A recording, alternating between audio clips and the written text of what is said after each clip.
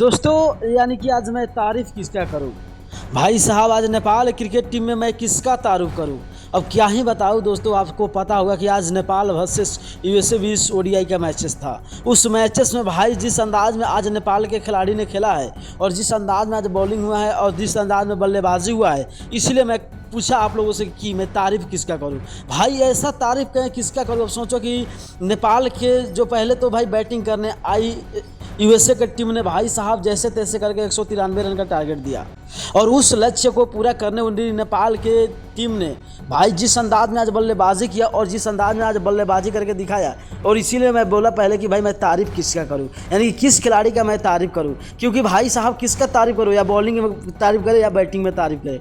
या अगर बॉलिंग की बात किया जाए तो भाई साहब आज बॉलिंग में तब आई थे। अब सोचो कि बॉलिंग में भाई ये सोमपल कामी, एक सोमपल कामी को अगर कहा जाए तो भाई सोमपल कामी 2 विकेट लिए सात में। उसके बाद ललित राजवंशी ने विकेट नहीं लिए, नंदन यादव नहीं विकेट लिए, संदीप लामेछाने ने 1 विकेट निकाले, दीपेंद्र सिंह ऐरी ने 4 विकेट निकाले, गुलशन झा जी भी विकेट नहीं निकाल पाए।